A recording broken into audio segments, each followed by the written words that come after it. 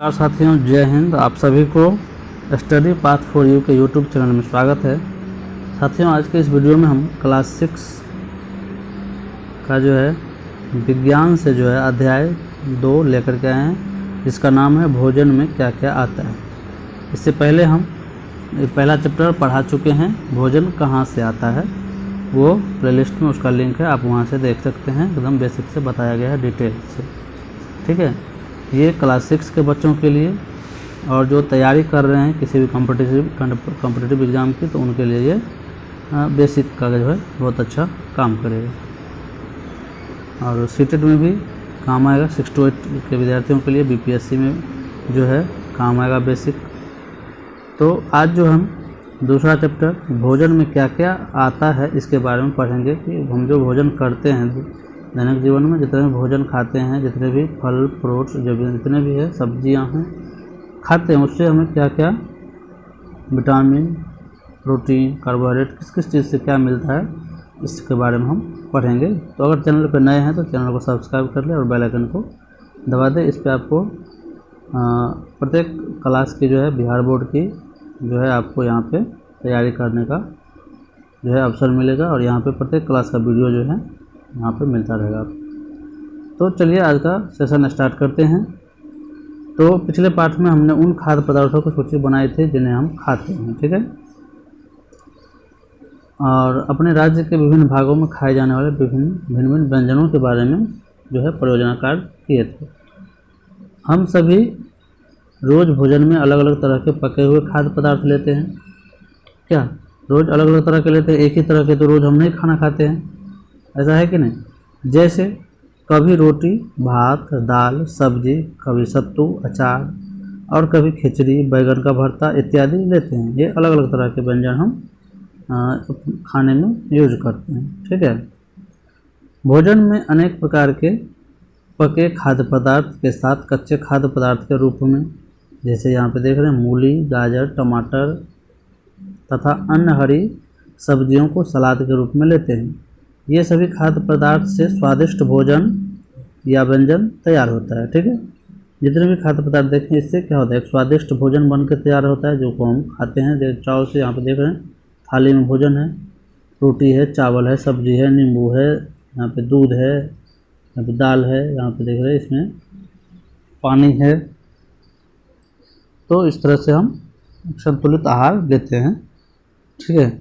अब है, खाने में यदि एक ही खाद्य पदार्थ से पके भोजन या बहुत कम भोजन करें तो क्या हमें ताकत एवं स्फूर्ति मिल सकेगी? नहीं होगा। क्या एक ही तरह का भोजन अगर रोज़ करेंगे हम तो हमें अलग अलग तरह के विटामिन, प्रोटीन ये नहीं मिल पाएगा। तो इससे क्या होगा, हम कमज़ोर हो जाएंगे, स्फूर्ति हमारे शरीर में नहीं होगी, ठीक है, ताकत नहीं मिलेगी। चलिए अब आगे देखते हैं। यहाँ पे अलग अलग खाद्य पदार्थों में क्या क्या होता है, ठीक है, इसके बारे में जो है आपको लिखना है। अलग अलग खाद्य पदार्थ में क्या क्या होता है, ठीक है। जैसे अब यहाँ पे अब क्रियाकलाप है कि हम जानते हैं कि प्रत्येक व्यंजन एक या एक से अधिक प्रकार की कच्ची सामग्री से बना होता है जो हमें पौधों या जंतुओं से मिलते हैं। तालिका 2.1 में राज्य के अलग अलग क्षेत्रों में लोग भोजन में कौन कौन से खाद्य पदार्थों का मुख्य रूप से व्यवहार करते हैं, सूची बनाना है, ठीक है। यहाँ पे कि अलग अलग खाद्य पदार्थों में क्या क्या होता है, जो अलग चीज़ हम खाते हैं उसमें क्या क्या होता है, उसके बारे में यहाँ पे आगे हम इस तरह से बात करेंगे। हम देखेंगे प्रत्येक चीज़ के बारे में अलग अलग तरह से हम देखेंगे, ठीक है। अब यहाँ पे एक सूची देखिए, यहाँ पे क्या सब है कि मगध का क्षेत्र राज्य के क्षेत्र हैं, भोजपुरी क्षेत्र, भज्जिका क्षेत्र, मिथिला क्षेत्र, अंग क्षेत्र, ठीक है। तो मगध के क्षेत्र में जैसे औरंगाबाद, जहानाबाद, गया, नवादा, अरवल, ये सब जो राज्य मगध के क्षेत्र में आते हैं।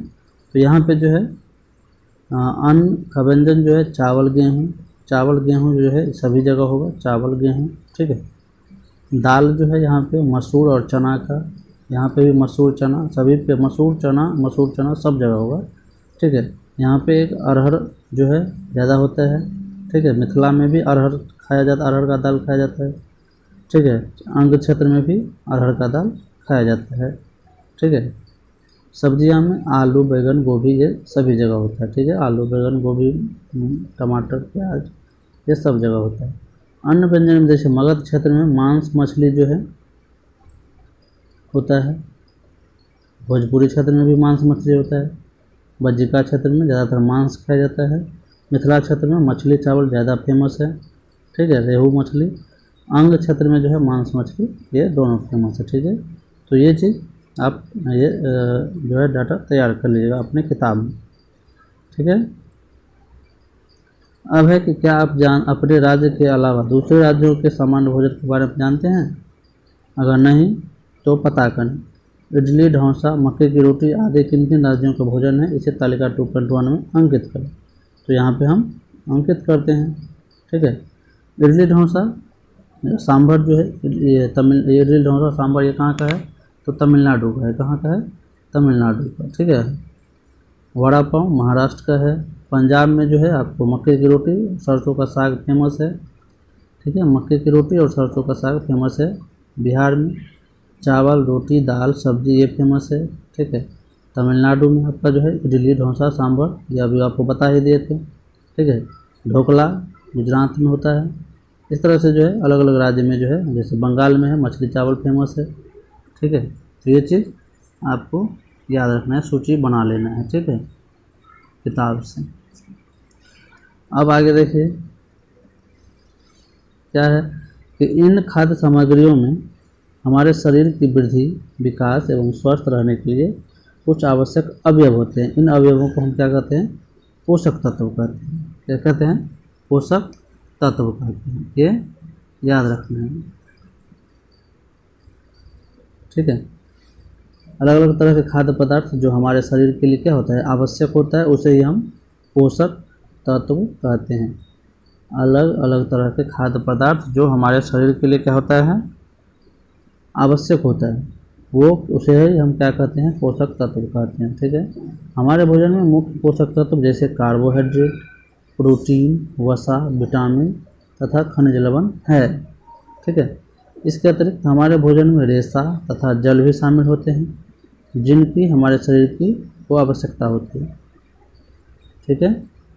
अब है क्या है? भोजन में रेशा यानी कि रक्षांश भी बोलते हैं। ये छिलका जो होता है फल में, सब्जियों में, उसमें रक्षांश होता है, ठीक है। क्या सभी खाद्य पदार्थों में ये सभी पोषक तत्व उपलब्ध होते हैं? यहाँ पर जो अलग अलग तरह के खाद्य पदार्थ हैं वो बोल रहे हैं कि सभी में पोषक तत्व उपलब्ध रहते हैं। तो ये हम आगे देखेंगे किस पदार्थ में कौन सा पोषक तत्व होता है। प्रत्येक खाद्य पदार्थ में अलग अलग तरह के पोषक तत्व पाए जाते हैं, ठीक है।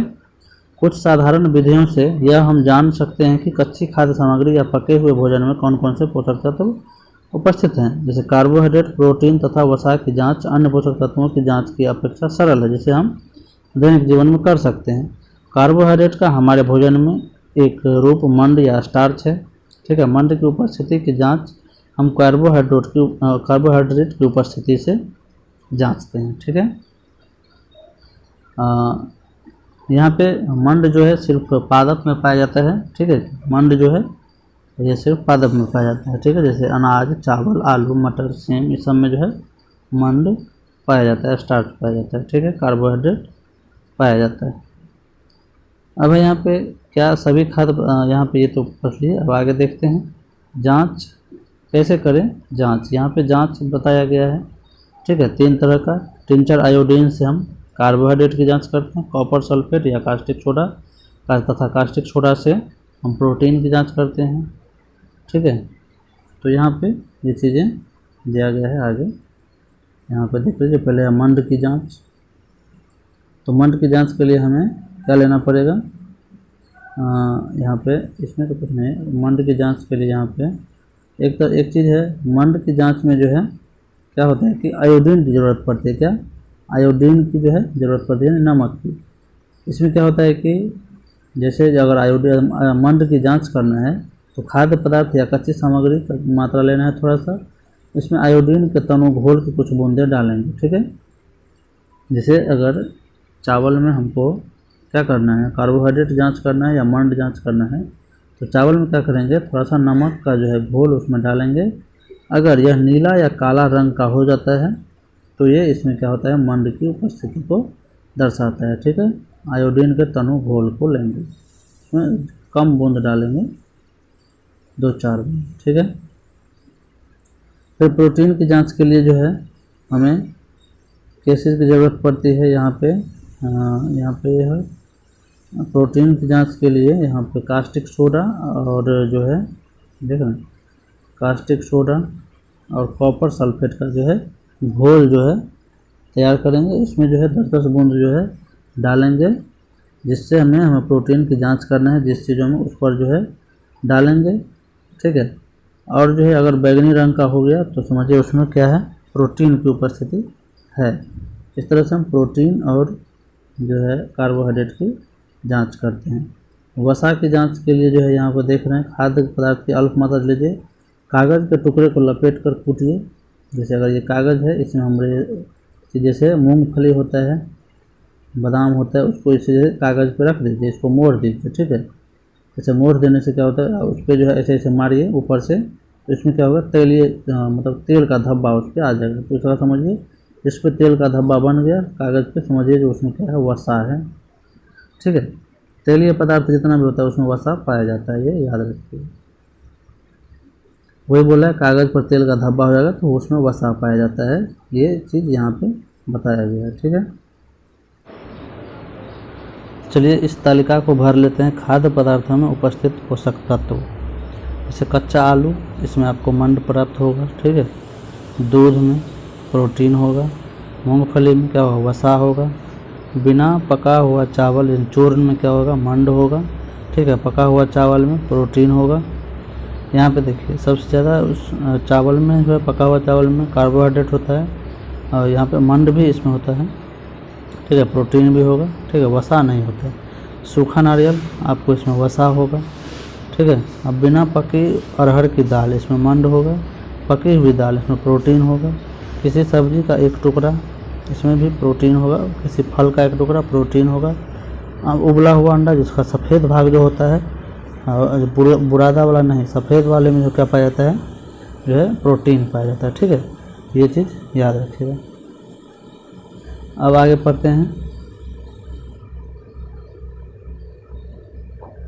आगे देखिए, क्या किसी खाद्य पदार्थ में एक से अधिक पोषक तत्व होते हैं? हाँ, होते हैं, एक से अधिक पोषक तत्व। इसके लिए आप किसी एक खाद्य पदार्थ पर मंड, प्रोटीन तथा वसा का परीक्षण कर अवलोकन करें कि इसमें एक से ज़्यादा पोषक तत्व है या नहीं।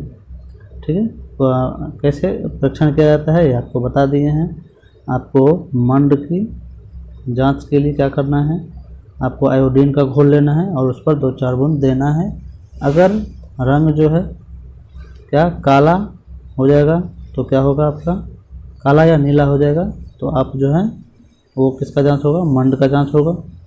फिर प्रोटीन की जांच का बता दिए हैं। प्रोटीन की जांच के लिए आपको जो है क्या लेना है, कॉपर सल्फेट और कास्टिक सोडा लेना है, दोनों का घोल तैयार करना है और 3-4 बूंद, अगर जिसको जांच करना है उस पर 3-4 बूंद डालेंगे तो क्या हो जाएगा, वो अगर बैगनी रंग का हो गया तो वो क्या हो जाएगा, उसमें जो है प्रोटीन की जांच होगा, उसमें क्या होगा, प्रोटीन उपस्थित होगा।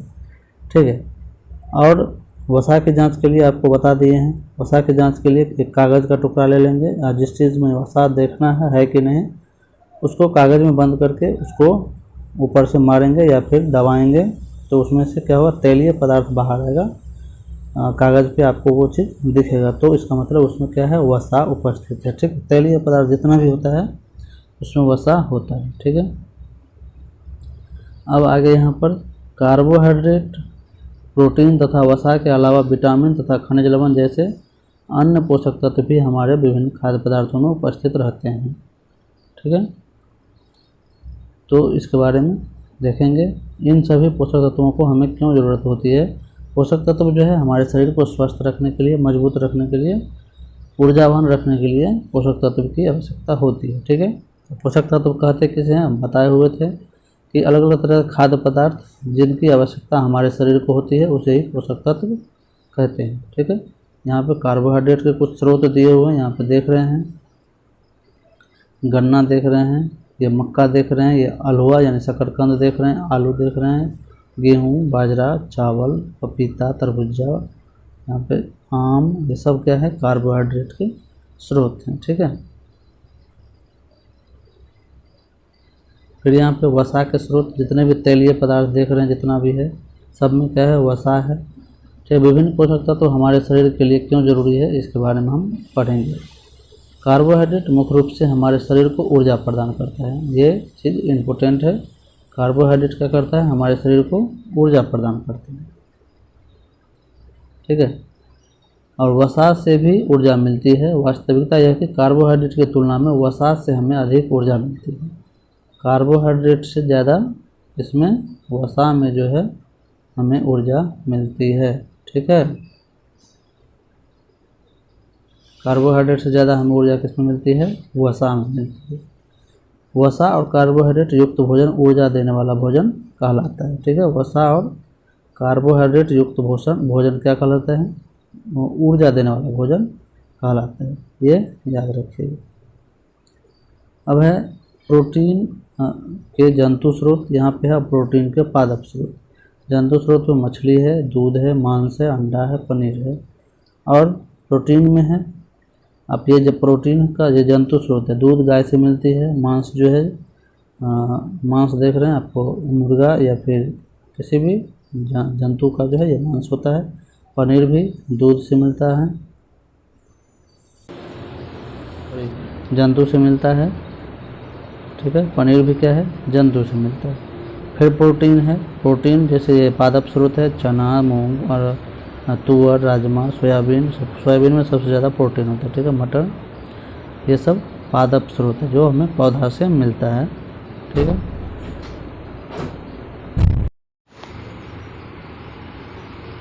चलिए दोस्तों अब आगे देखते हैं।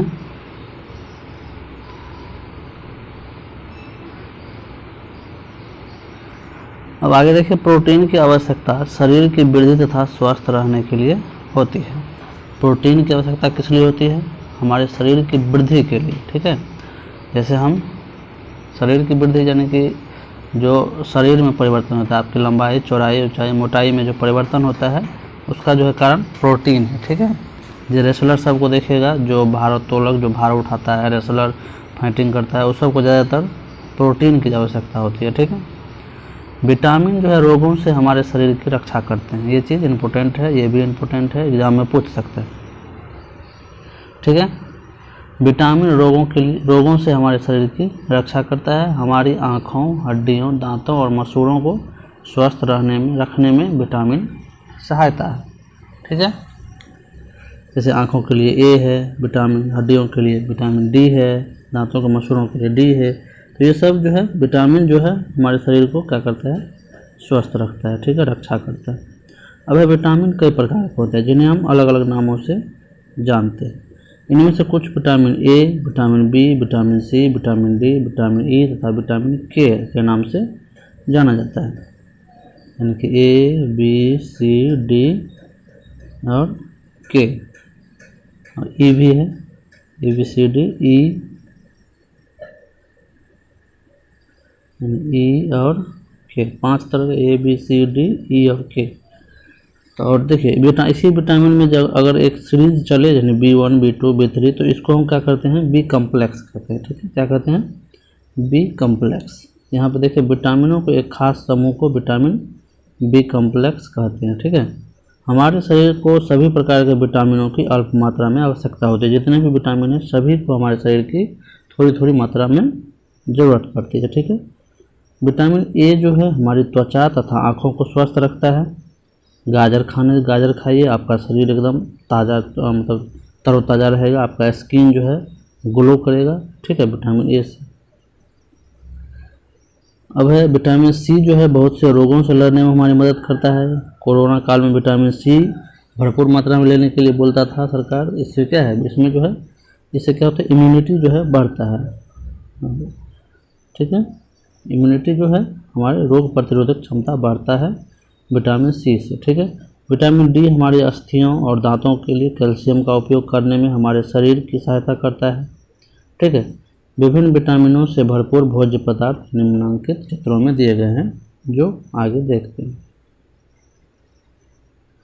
यहाँ पे देखिए विटामिन ए के स्रोत है मछली का तेल, दूध, पपीता, गाजर, आम। ठीक है। उसके बाद है विटामिन बी के स्रोत देखिए, यकृत, चावल, गेहूँ। जैसे आप मांस खाते हैं तो उसमें जो है कलेजी जो होता है वही ये है। ठीक है। विटामिन सी के स्रोत देख लीजिए, संतरा, जितने भी खट्टे पदार्थ हैं, ठीक है, उसमें विटामिन सी होता है। संतरा, टमाटर, अमरूद, नींबू, आंवला, मिर्ची, सब में क्या होता है, विटामिन सी होता है। ठीक है। मिर्च में विटामिन क्या होता है, सी होता है, ये याद रखिए। अब है यहाँ पे विटामिन डी के स्रोत, जैसे मछली हुआ, अंडा हुआ, कलेजी हुआ, मक्खन हुआ, दूध हुआ, इसमें क्या होता है, विटामिन डी पाया जाता है। ठीक है। अब आगे है, हमारे शरीर को खनिज लवणों की आवश्यकता अल्प मात्रा में होती है। ठीक है। हमारे शरीर को खनिज लवणों की आवश्यकता भी अल्प मात्रा में होती है। ये खनिज लवण कौन कौन से हैं? शरीर के उचित विकास तथा अच्छे स्वास्थ्य के लिए प्रत्येक खनिज लवण आवश्यक है। उदाहरण के लिए लौह तत्व, जैसे आयरन जो है हरी सब्जी, विशेषकर पालक, मेथी और केला में पाया जाता है। ठीक है। कैल्शियम दूध में पाया जाता है। फास्फोरस एवं कैल्शियम मछली, अंडा इत्यादि में मिलते हैं। नमक में सोडियम और पोटेशियम मिलते हैं। ठीक है। अधिकांश खाद्य पदार्थों में एक से अधिक पोषक तत्व होते हैं। आपने भी तालिका 2.3 में अवलोकनों को लिखते समय इसको अवश्य देखा हो। ठीक है। फिर भी किसी कच्ची सामग्री में एक निश्चित पोषक तत्व की मात्रा दूसरे पोषक तत्वों की मात्रा से अधिक हो सकती है। जैसे चावल में कार्बोहाइड्रेट की मात्रा दूसरे पोषक तत्वों से अधिक होती है। इस आधार पर हम यह कह सकते हैं कि चावल कार्बोहाइड्रेट से भरपूर भोजन है। ठीक है। इन पोषक तत्वों के अलावा अब देख लीजिए, इन पोषक तत्वों के अलावा हमारे शरीर को रक्षांश यानी आहारी रेशे तथा जल की भी आवश्यकता होती है। तो रक्षांश किस में पाया जाता है? तो यहाँ पे हमारे शरीर में रेशे की पूर्ति मुख्यतः पादप उत्पादों से होती है। पादप जो पौधे से हमें मिलते हैं। रक्षांश अन्न का चोकर होता है, गेहूँ का जो आटा होता है उससे क्या होता है, चोकर निकालता है, चालन में जो चालते हैं तो। ठीक है। तथा सब्जी का रेशा, ठीक है, के मुख्य स्रोत साबुत खाद्यान्न जैसे अंकुरित दाल, आलू, ताजे फल और सब्जियां हैं रक्षांश के उदाहरण। ठीक है।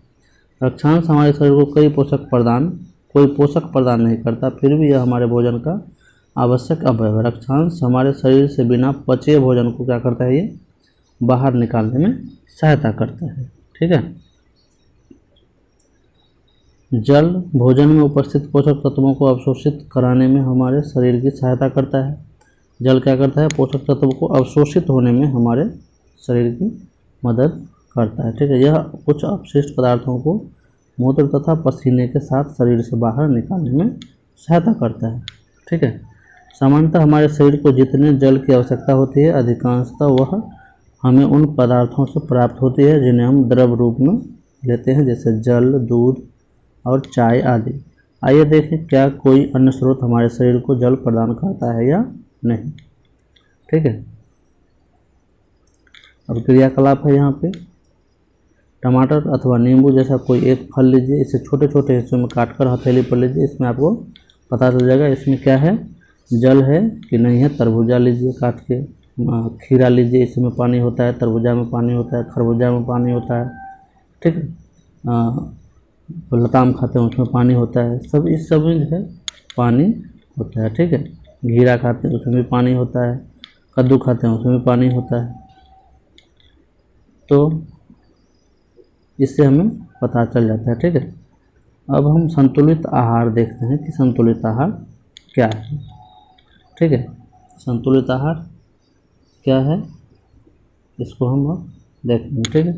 सामान्यतः पूरे दिन में जो कुछ भी हम खाते हैं उसे हम क्या कहते हैं, आहार कहते हैं। हमारे शरीर की वृद्धि और अच्छे स्वास्थ्य को बनाए रखने के लिए हमारे आहार में वे सभी पोषक तत्व उचित मात्रा में होने चाहिए जिसकी हमारे शरीर को आवश्यकता है। ठीक है। हमारे शरीर को आवश्यकता के अनुसार क्या चाहिए, पोषक तत्व चाहिए। ठीक है। इसीलिए पोषक तत्व युक्त जो है भोजन हमें करना है। कोई भी पोषक तत्व न ज़्यादा हो न बहुत कम। हमारे आहार में पर्याप्त मात्रा में रक्षांश तथा जल भी होना चाहिए। इस प्रकार के आहार को हम क्या कहते हैं? संतुलित आहार कहते हैं। यानी कि ऐसा भोजन जिसमें जो है शरीर के आवश्यकता के अनुसार पोषक तत्व पाया जाए, उसे ही हम संतुलित आहार कहते हैं। ठीक है। अब क्या आप सोचते हैं कि प्रत्येक आयु वर्ग के लोगों को एक ही प्रकार के आहार की आवश्यकता होती है? तो ऐसा नहीं होता है। क्या आप यह सोचते हैं कि हमारा संतुलित आहार हमारे शारीरिक कार्य पर निर्भर करता है? क्या आपने किसी मजदूर को भोजन करते देखा है? वे साधारणतया क्या क्या खाते हैं? मानसिक श्रम और शारीरिक श्रम करने वाले व्यक्ति को भोजन में क्या प्रमुख अंतर है? जो ज़्यादा श्रम करते हैं उसको क्या होता है कि ज़्यादा भोजन की आवश्यकता होती है। ठीक है। अब वृद्ध व्यक्तियों के भोजन में क्या क्या जरूरी है? ठीक है।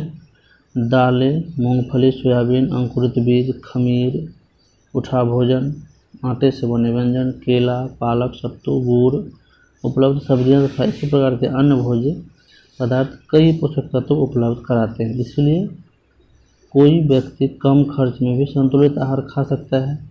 आप अपने घर में भी खाद्य पदार्थ का भोजन करते हैं, इसके बारे में जानने की कोशिश करें। ठीक है। भोजन के व्यंजनों में सभी प्रकार के पोषक तत्व हैं जो भोजन करने के बाद आपको संतुष्टि के साथ स्फूर्ति प्रदान करते हैं। ठीक है।